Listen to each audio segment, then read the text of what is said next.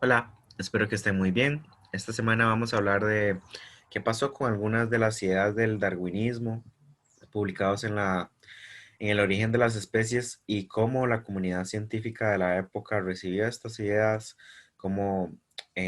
estuvo en contra de algunas de ellas, debatió, propuso alternativas a los procesos de evolución y cómo se fue refinando una teoría evolutiva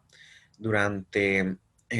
los finales de 1800 y la primera parte de 1900, cómo se fueron sintetizando ciertos avances en términos de los mecanismos de la herencia que eventualmente concluirían con lo que se denominó síntesis moderna de la evolución durante 1940. Para entender a qué me refiero o cuál es el trasfondo de esta cápsula, yo quisiera que empezáramos hablando de un periodo de tiempo que va aproximadamente de 1880 a 1920, que algunos investigadores le han llamado el eclipse del darwinismo o también la interfase del darwinismo. Y básicamente este periodo de tiempo lo definen por ser un momento en el que se debatieron, se argumentó en contra de algunas ideas que tenía Darwin en torno a la evolución. Lo que sí se puede decir es que después del origen de las especies, la comunidad científica en realidad no tardó tanto tiempo en aceptar las ideas de la evolución, pero sí se cuestionó muchísimo que la selección natural fuera la única fuerza involucrada o la más importante, y al mismo tiempo también se criticó muchísimo algunos vacíos importantes en el origen de las especies, como lo era algún mecanismo que realmente pudiera explicar cómo se transmitían los caracteres biológicos de una generación a otra. Entonces, para contextualizarnos aún más, qué es lo que está pasando en esta época, podemos hablar de dos teorías particulares que propuso Charles Darwin para acompañar o darle sentido a su teoría de evolución por selección natural. La primera se llama pangénesis, fue un mecanismo de herencia propuesto por Darwin en 1868, y lo que propone esta hipótesis es que todos los componentes del cuerpo de un individuo producen sus propias partículas orgánicas llamadas gémulas. Estas gémulas, digamos que tendrían el rol de, de portar la información necesaria para que se puedan desarrollar esas mismas estructuras una vez que se da el desarrollo de un embrión, o esas mismas gémulas también pueden hacer o dirigir el desarrollo de ciertas estructuras o tejidos u órganos durante el desarrollo de las especies. Entonces, básicamente lo que proponía Darwin es que a lo largo de la vida de una persona siempre iba a estar en constante formación estas partículas, y que esos componentes eran capaces de viajar hacia los órganos sexuales. En los órganos sexuales iban a poder unirse a los gametos y por tanto iban a contener toda la información para el desarrollo de un individuo completo. Esta teoría en realidad se usó para explicar toda la reproducción sexual y por qué las progenies tienden a ser tan similares a sus progenitores. Em, por supuesto que daba una explicación para la herencia de los caracteres biológicos, y finalmente también daba algunas pistas básicas sobre cómo podía ocurrir el desarrollo de ciertos tejidos o de ciertos grupos celulares u órganos. Básicamente lo que se proponía es que estas gémulas podían actuar también como precursores de células, y así explicaban bajo esta teoría que pudiera ocurrir el proceso de crecimiento por proliferación celular, por ejemplo. La teoría de Darwin sobre la pangénesis en realidad fue una teoría que tuvo cierta validez y que en realidad fue acogida por otros investigadores de bastante reputación hasta que una teoría mejor fue propuesta. Esta teoría de pangénesis, digamos que se mantuvo vigente hasta que en 1892 o posteriormente que se le dio toda la validez, August Weismann planteó su teoría sobre la continuidad del germoplasma. Entonces, lo que este investigador alemán propuso fue que los organismos multicelulares poseen células germinales responsables de la herencia y esas células germinales están separadas en términos de funciones y de ubicación a el resto del cuerpo que se le denominó soma y que hoy nos hacemos referencia a esas células que componen esta parte del cuerpo como células somáticas. Entonces, Weismann consideraba que las células germinales son las encargadas del desarrollo del soma y en realidad él decía que había poca retroalimentación o había poca influencia del soma hacia el germoplasma y esto se conoce hasta el día de hoy como la barrera de Weismann, que dice que sí hay una separación entre una línea somática y una línea germinal en los organismos multicelulares y que en realidad la porción que va a definir el desarrollo del resto del cuerpo y que va a estar implicada en los procesos de reproducción va a ser justamente el germoplasma. No sé si a este punto se nota, pero Weismann en realidad planteó esta teoría reforzando em,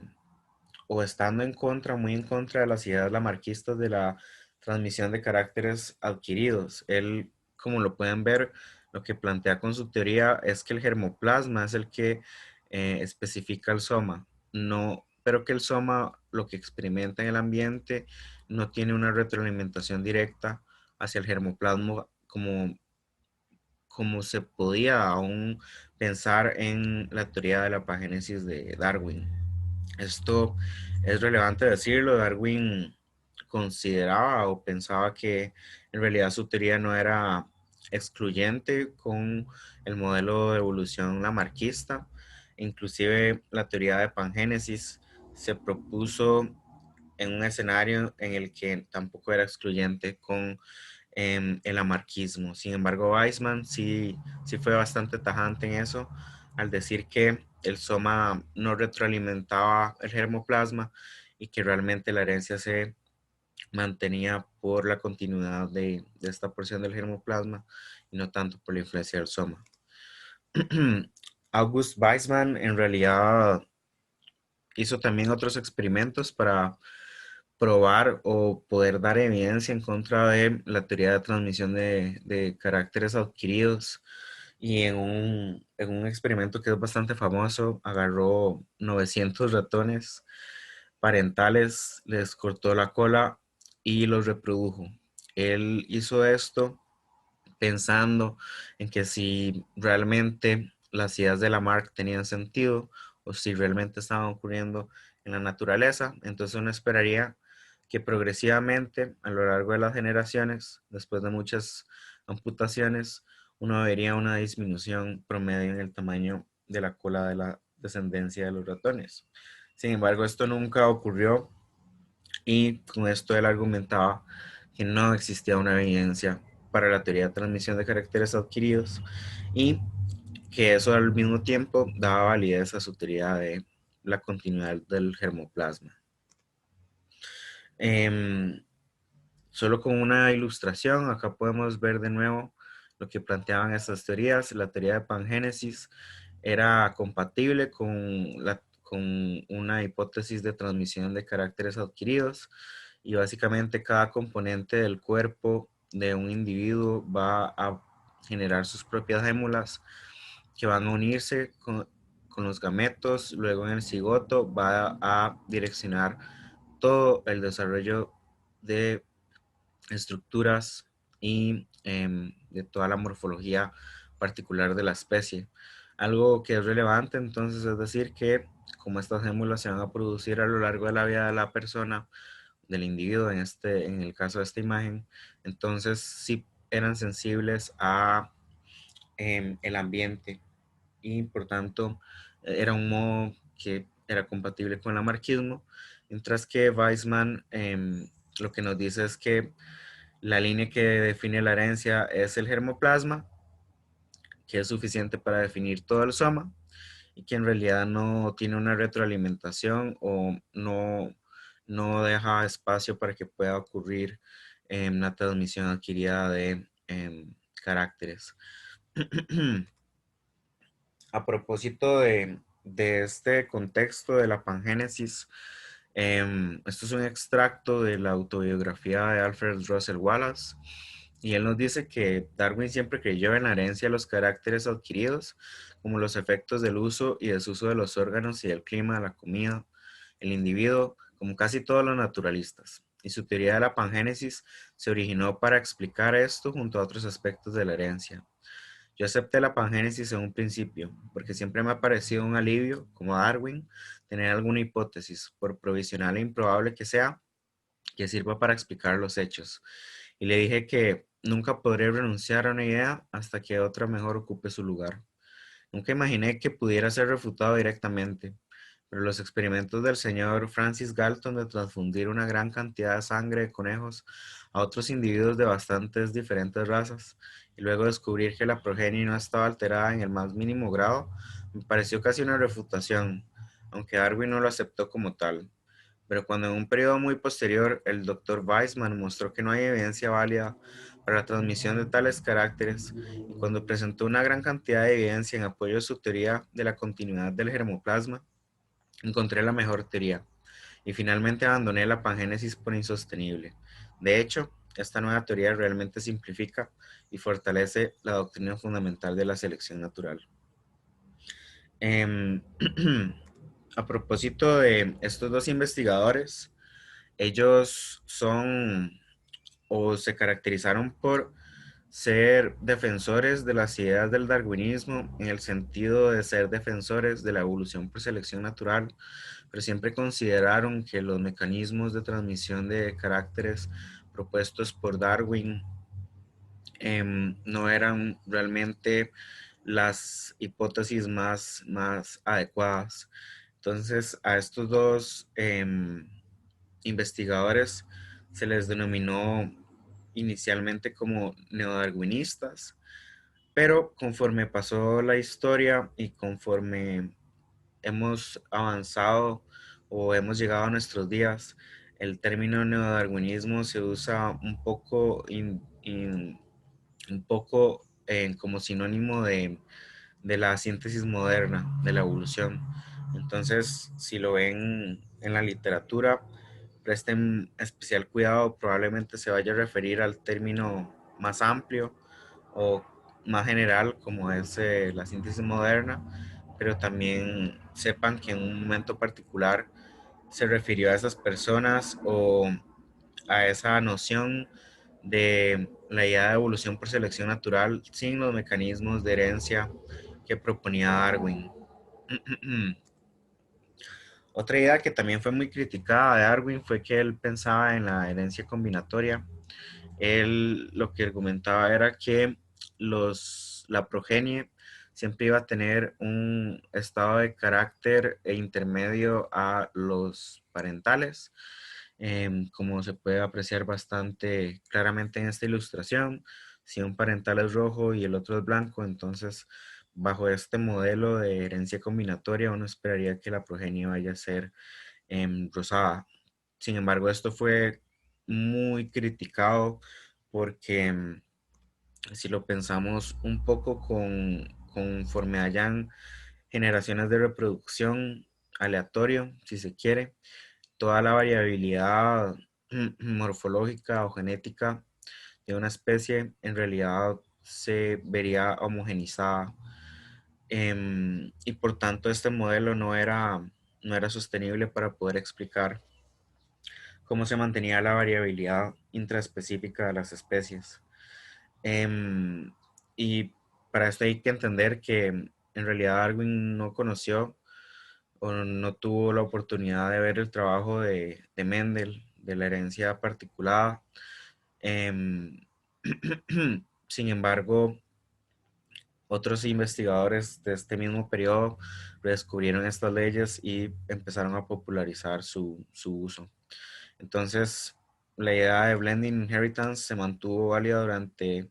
todo el siglo XIX hasta finales donde ya una teoría genética y una teoría del germoplasma em, daban evidencia que los mecanismos podrían ser distintos a lo que Charles Darwin pensaba. También hay que entender que en esta época, independientemente a este, digamos, debate que estaba ocurriendo sobre la pangénesis y sobre el germoplasma, también se estaban desarrollando matemáticamente las ideas genéticas de Mendel. Por ejemplo, este modelo de Hardy-Weinberg es un modelo que propone que las frecuencias alélicas de una población se mantendrán constantes de generación entre generación si no actúa ninguna fuerza evolutiva. Entonces, en realidad, este principio de equilibrio de Hardy-Weinberg em, se propuso para desmentir la idea de que los alelos dominantes iban a ser siempre los más abundantes, para desmentir la idea también de que la reproducción sexual homogenizaba la variabilidad genética. Se desarrolló estas ideas matemáticas genéticas que empezaban a dar un cuerpo teórico em, que apoyaba toda la base de la evolución desde una perspectiva matemática y desde una perspectiva genética. Al mismo tiempo, en esta época se desarrollaron ideas creativas. Por ejemplo, se desarrolló la ortogénesis o progresionismo. Em, la principal referencia de estas ideas es este texto de la ortogénesis y la importancia de la selección natural en la formación de las especies. Y lo que proponían los investigadores que pensaban en estas ideas es que hay tendencias en evolución que parecen no ser adaptativas y que parecen ir en contra de selección natural. Y en realidad muchos de los ejemplos que utilizaron se referían a caracteres asociados a despliegues sexuales o selección sexual y se hicieron algunos trabajos comparativos. Por ejemplo, esta imagen lo que está buscando es comparar cuatro distintos linajes evolutivos de rinocerontes separados por tiempo geológico, y lo que argumentaba la persona que planteó esta idea o esta ilustración es que conforme pasaba el tiempo se desarrollaban los cuernos de estos rinocerontes hasta el punto de que parecían ser caracteres maladaptativos que no daban una ventaja en el ambiente, y eso se argumentó que no tenía cabida dentro de estas ideas de selección natural. Por lo tanto, para el caso particular de la ortogénesis, lo que se planteó fue que intrínsecamente o algo en el interior de las especies dirigía el desarrollo de estos rasgos a una dirección muy particular. Con esta frase tal vez queda un poco más claro. El término significa literalmente evolución en línea recta, ortogénesis, y generalmente asumida como una evolución que se mantiene en un curso regular por fuerzas internas del organismo. La ortogénesis asume que la variación no es aleatoria, sino que está dirigida hacia objetivos fijos. Por tanto, la selección no es importante y la especie es arrastrada en la dirección marcada por factores internos que controlan la variación. Y bueno, esta teoría en realidad fue descartada rápidamente, no llegó hasta la síntesis moderna, y inclusive fue muy cuestionada si realmente podría considerarse una idea científica o si realmente era más teológico o vitalista. Pero mi intención con mostrarles esto es que este periodo del eclipse del darwinismo o la interfaz del darwinismo se caracteriza porque se debatieron, se dieron explicaciones adicionales a las ideas de Darwin en el origen de las especies y fuera del origen de las especies. Em, mientras que también se desarrolló una teoría asociada a la teoría genética de Mendel. Se empezó a plantear matemáticamente o construir matemáticamente un cuerpo teórico para estas teorías, y también se plantearon ideas novedosas que pudieron o no enriquecer la síntesis moderna evolutiva. Cuando nosotros hablamos más de cómo se empezó a gestar esta síntesis moderna evolutiva, vamos a hablar de un periodo en el que a grandes rasgos lo que se estaba entendiendo era la base genética de los cambios evolutivos en las poblaciones. Podemos hablar que este proceso abarcó dos décadas más o menos, de 1930 a 1940. Para entender la síntesis evolutiva, vamos a hablar de algunos de sus principales participantes o de sus principales autores. El primero que vamos a mencionar es Ernst Mayr. Mayr era un biólogo alemán que fue taxónomo, explorador, ornitólogo. Su libro más relevante fue Sistemática y el origen de las especies, publicado en 1942. Y Ernst Mayr, por ser ornitólogo, trabajó muchísimo en islas de el Pacífico. Entonces, por las características particulares de su sistema de estudio, él le prestó atención a las interrogantes sobre especiación. Él estudió o analizó el rol del aislamiento reproductivo en procesos de especiación de aves. De hecho, se le conoce como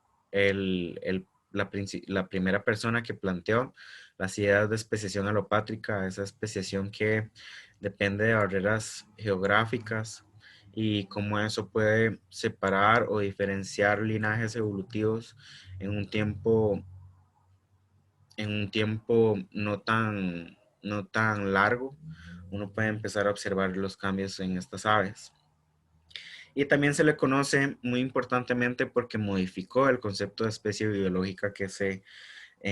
manejaba en la época. Entonces, Mayer fue el primero que propuso que cuando uno habla de una población de una especie biológica, debería estar hablando de un grupo natural de individuos que pueden cruzarse entre sí, pero permanecen aislados reproductivamente de otros grupos afines. De tal forma que él le dio muchísima validez o fue muy propulsor de las teorías que em, nos decían que el flujo genético es una fuerza evolutiva relevante. El segundo autor del que vamos a hablar es Sir Ronald Fisher. Fisher ha sido uno de los más prolíficos estadísticos que ha visto nuestra historia, y particularmente en nuestro campo nos interesa su texto La teoría genética de la selección natural, propuesto en 1930. Él también es considerado uno de los padres de la genética de poblaciones. En realidad es una persona esencial en todo el desarrollo teórico y matemático de una teoría genética realmente. Él pasó de los principios de Mendel y de la teoría del hemoplasma y de el entendimiento de la meiosis a poder realmente dar una base matemática que em, fuera compatible o sustentara o le diera legitimidad realmente a estas teorías genéticas. Entonces él no solo aportó muchísimo a este campo de la biología evolutiva, sino que desarrolló muchísimas técnicas novedosas para análisis estadísticos. Por ejemplo, fue la persona que inventó el ANOVA. Y en términos ya de lo que nos corresponde, le agradecemos por haber combinado matemáticamente las leyes de Mendel con la selección natural. Él también modeló otros procesos evolutivos como la deriva génica. Él fue la primera persona que propuso el uso de las ecuaciones de difusión como base para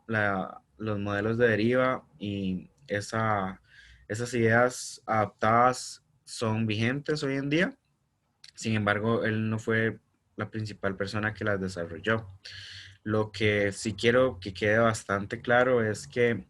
Ronald Fisher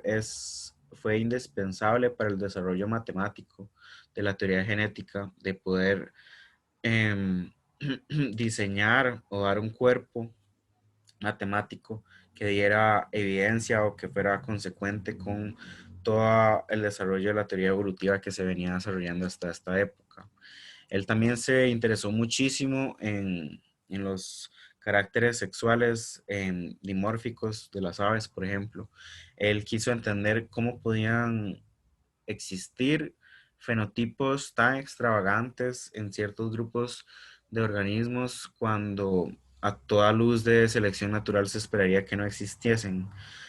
Cuando vemos estas colas largas de las aves o unos plumajes que los hacen muy conspicuos, Fisher se sentía fascinado porque todo eso iba en contra de las ideas de selección natural, de evolución por selección natural. Y él realmente desarrolló ideas propias para explicar qué estaba pasando en esos casos particulares. Por ejemplo, con las aves, él planteó la teoría de selección autorreforzante y él lo que comentaba es que como la progenie de una pareja de aves con, bueno, de un parental que tenga un plumaje extravagante y una hembra que haya preferido activamente ese fenotipo. Lo que Fisher argumentaba es que se daba una selección autorreforzante porque había una retroalimentación entre la preferencia de la hembra por esos rasgos y el éxito reproductivo de ese macho con esos rasgos. Entonces que eso básicamente hacía que el rasgo o que el estado del carácter de ese rasgo se fuera hacia el extremo de la extravagancia para em, garantizar o para propiciar una selección de las hembras más, perdón, se me fue un poquito la idea, pero en resumen lo que él decía es que tanto el gusto de la hembra, de las preferencias de las hembras, como el éxito reproductivo que experimentaban estos machos con fenotipos extravagantes, hacía que ciertos rasgos de estos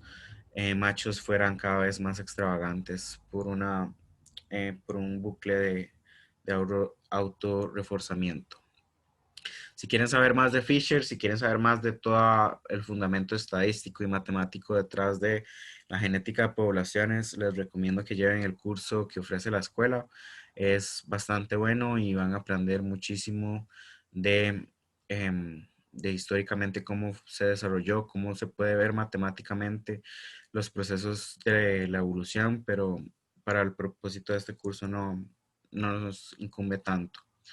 Otra persona que fue muy relevante en el desarrollo de esta teoría evolutiva fue Sewell Wright. Si quieren leer algo de él, pueden referirse al rol de las mutaciones, la endogamia, el entrecruzamiento y la selección en la evolución, publicado en 1937. Solo el nombre es sugerente de que él ya estaba pensando en otras fuerzas evolutivas. Él ya no solo se había quedado pensando en la selección natural que propuso Darwin, sino que para él ya las mutaciones, la endogamia, el entrecruzamiento tenía que ver muchísimo o alteraba muchísimo la evolución de las poblaciones. También se considera un padre de la genética de poblaciones y aportó mucho en el desarrollo teórico y matemático como tal. De hecho, él aportó por primera vez el coeficiente de endogamia, que es una estimativa que nos permite saber qué tanta endogamia existe en un individuo o en una población o en una metapoblación. Y también dio los estadísticos F que justamente iba a permitir visualizar la varianza genética de las poblaciones en diferentes jerarquías, desde el individuo pasando por una subpoblación hasta una metapoblación. Estas herramientas son muy vigentes al día de hoy, son realmente pilar dentro del campo de genética de poblaciones y siempre que uno trabaje en estos campos va a terminar refiriéndose al trabajo de Sewell Wright o por lo menos a sus planteamientos matemáticos. Él también propuso una teoría sobre el equilibrio cambiante que más que la teoría como tal, me interesa todas las nociones que iban acompañadas o todas las ideas que implicaba esta teoría del equilibrio cambiante en la que se planteaba un paisaje genético para una especie o para una población que tenía zonas de alta adaptabilidad y zonas de baja adaptabilidad según el ambiente en el que se desarrollaran. Él fue el principal desarrollador de la teoría matemática de la deriva génica. Recordemos que fue Fisher el que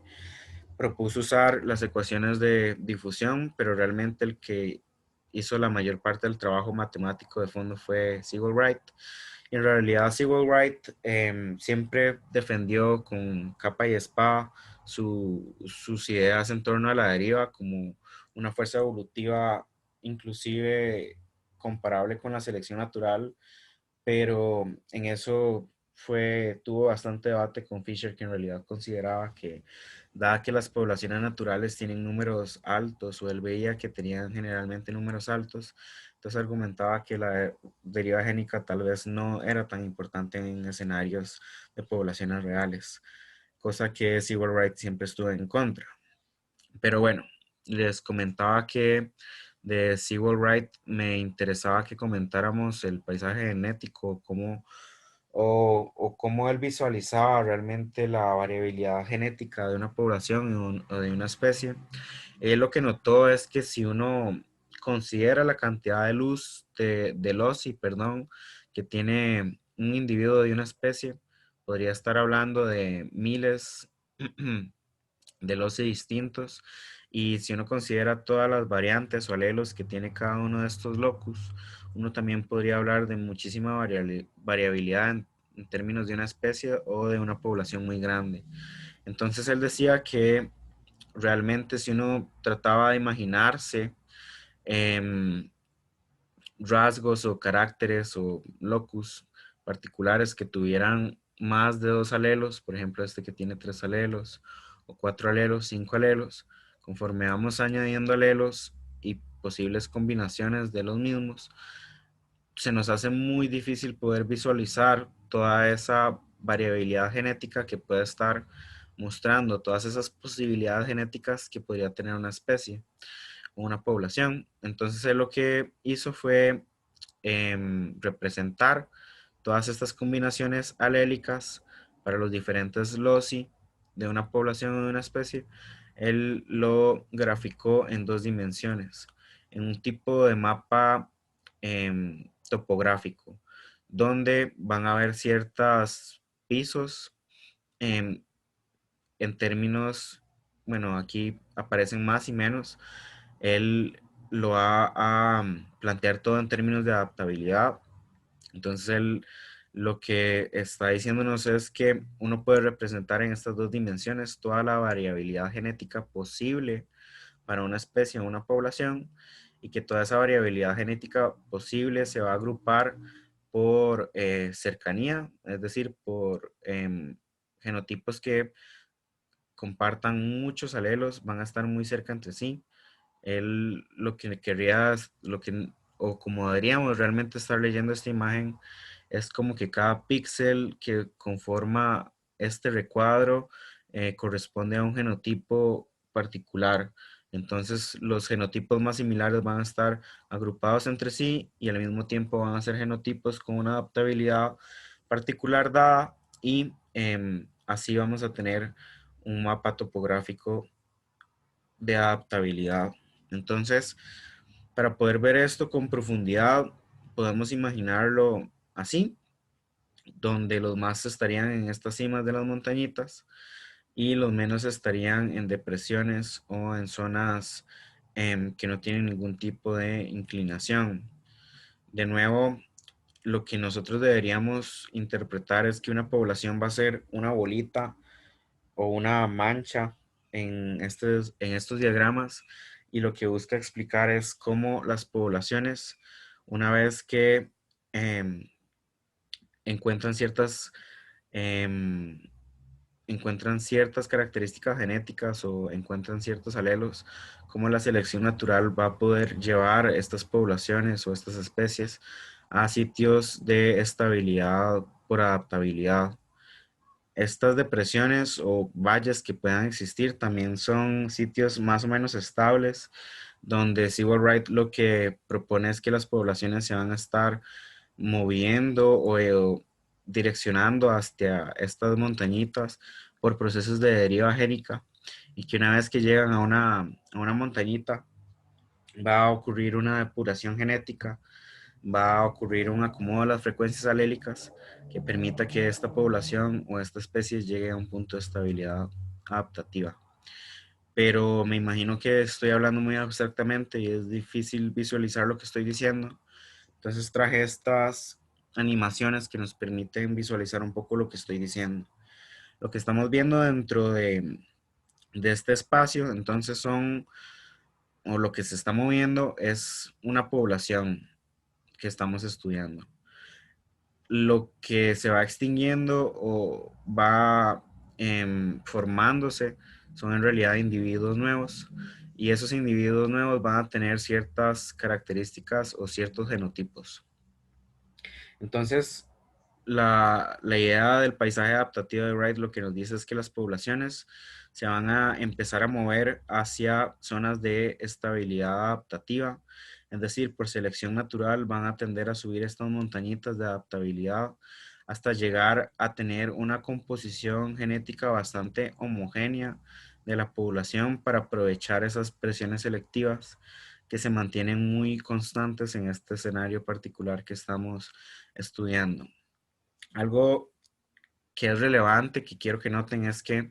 la población general tiene que moverse de una zona de poca adaptabilidad hacia una de más alta adaptabilidad y que no hay solo una ruta posible. Por ejemplo, ustedes vieron que hay una porción de la población que eventualmente cambia sus frecuencias alélicas hacia esta dirección, pero sin embargo, lo que ocurre posiblemente es que esos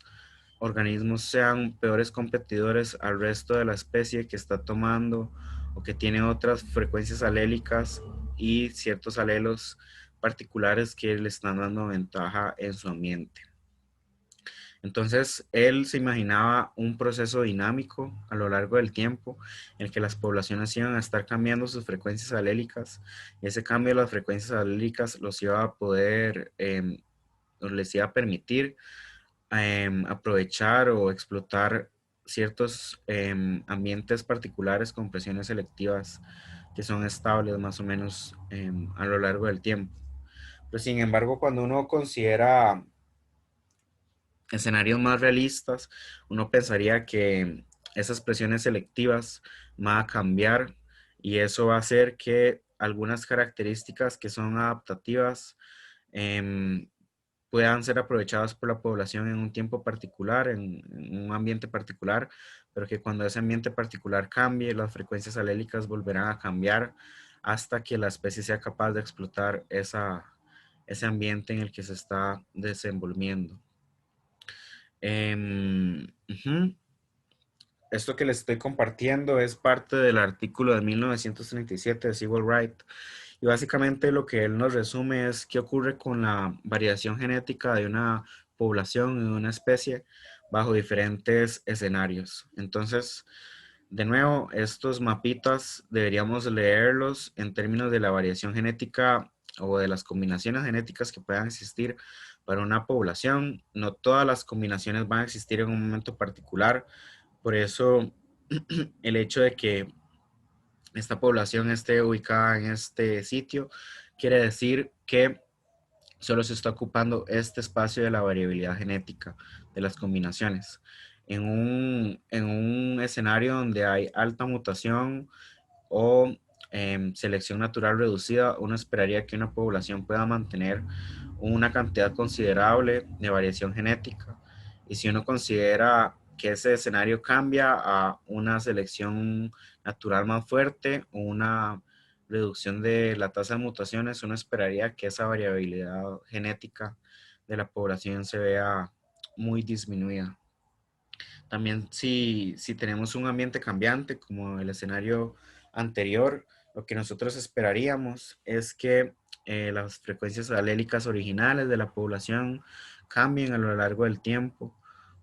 por selección natural hasta tener hasta que la población tenga frecuencias alélicas o variantes genéticas que les permitan en alguna ventaja adaptativa en el ambiente particular. Él también nos habla de qué ocurre cuando una población experimenta endogamia. Cuando esa población experimenta una fuerte endogamia, lo que va a ocurrir es que se van a manifestar los efectos de la depresión endogámica. Todas esas variantes deleterias de una población van a empezar a mostrarse y eso va a em, llevar a que la selección natural actúe sobre fenotipos que no son tan adaptativos y eso lo que va a llevar es a que esa población con frecuencias alélicas que va perdiendo variabilidad genética por la endogamia, cada vez vaya perdiendo también adaptabilidad de una forma muy rápida y con un rumbo bastante acelerado. Mientras que una población que experimente una ligera endogamia, lo que va a ocurrir es que sí van a cambiar transitoriamente sus frecuencias alélicas, pero ese desplazamiento de la población en términos de adaptabilidad no va a ser tan lejano como el caso cuando hay alta endogamia. Es decir, si hay poca endogamia, es posible que las frecuencias alélicas de la población cambien, pero que la adaptabilidad de esos genotipos no se vaya a ver tan afectado. Es decir, que los efectos negativos de la endogamia, esa pérdida de variación genética adaptativa no se vaya a manifestar tan pronunciadamente como el escenario anterior. Y finalmente, una idea muy interesante de Sewell Wright es que él proponía que la división entre, bueno, él llamaba aquí en razas locales o la subdivisión de una metapoblación en subpoblaciones, lo que él decía es que eso facilitaba o fomentaba que realmente una especie pudiera em, garantizar mantener una mayor variabilidad genética y mantener una alta variabilidad genética adaptable, porque el flujo genético lograba conectar sitios de estabilidad em, adaptativa entre estas subpoblaciones. Y no sé, a mí realmente me pareció bastante sorprendente pensar que alguien que estaba desarrollando todos los fundamentos para entender em, matemáticamente qué ocurría con la evolución, que una persona que viviera esta época pudiera visualizar procesos evolutivos que hoy son tan claros o que hoy tenemos todos los fundamentos y todas las herramientas para entenderlos. Esta persona ya tenía esas nociones muy desarrolladas para 1937. Pero bueno, pasando a otro de los padres fundadores de esta síntesis moderna, podemos hablar de Theodosius Dobzhansky. Y Dobzhansky era de origen ruso, se conoce principalmente por sus libros de genética y el origen de las especies, en sus 3 ediciones, en el que desarrollaba cómo poder entender los procesos de especiación a través de los principios genéticos. A él se le conoce realmente por popularizar los principios de la genética de poblaciones de Sewell Wright, de Fisher y de Haldane, porque al ser textos tan matemáticos o llevar un trasfondo tan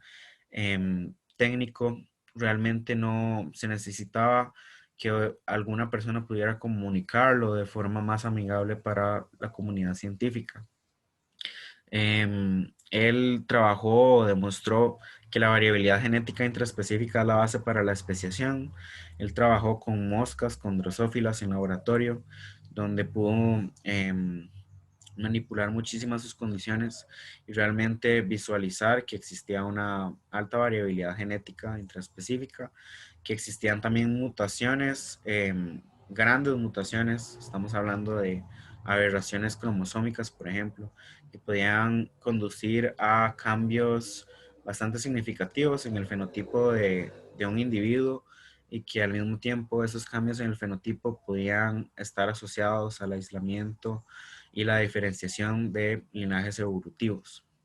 Entonces, lo que él proponía es que dos poblaciones de una misma especie que se separan van a empezar a desarrollar sus propias mutaciones. Conforme pasa el tiempo, muchas de esas mutaciones se van a acumular y esa acumulación de mutaciones va a hacer que esos linajes realmente no puedan reproducirse o tener progenies y que al final tengamos o se haya dado un proceso de especiación. Finalmente, fue en 1942 cuando se publicó el libro Evolución, la síntesis moderna, escrito por Julian Huxley, y en este libro básicamente lo que hizo Julian Huxley fue recopilar y sintetizar estos avances o este desarrollo de ideas que se estaban dando en torno a los conceptos de especie biológica, a fuerzas evolutivas como la deriva génica, como las mutaciones, como el flujo genético. Em, y también cómo había toda una base genética, los principios de Mendel que daban fundamento también a todo este desarrollo de la teoría evolutiva. Entonces, en términos generales, lo que podemos decir de la síntesis moderna de la evolución es que resolvió y enfatizó la base genética de la herencia y la evolución. Le dio a la genética ese papel de mecanismo por el cual se lograba la transmisión de caracteres biológicos. Eso implicó abandonar el modelo de pangénesis y también abandonar la idea de herencia combinatoria, mientras se incorporaron los principios de Mendel y también la teoría del germoplasma. Se empezó a reconocer la evolución como el cambio en las frecuencias alélicas de una población a lo largo del tiempo. Esto definitivamente es una herencia de la genética de poblaciones, de estos estadísticos de los que hablamos, que también ayudaron muchísimo a que se pudieran reconocer estas fuerzas evolutivas que trabajaban en conjunto a la selección natural para promover la evolución de las especies, que les repito son deriva génica, flujo génico, mutación y selección natural, las cuatro fuerzas evolutivas que vamos a considerar a partir de esta síntesis. Y finalmente se reconoció el rol de la variación genética intraespecífica y cómo influyen los procesos de especiación. Em, y eso fue muy relevante porque en realidad tuvo que haber todo un proceso de sistematización de la variabilidad fenotípica y también genética que existían en las especies para poder entender de qué forma podía ocurrir los procesos de especiación, ya sea por barreras geográficas o por otros modelos que estaremos viendo durante la próxima semana de clases. También es muy relevante decir que luego de la síntesis moderna de la evolución entramos en otra etapa histórica en que entramos a otra etapa de ciencia, de investigación,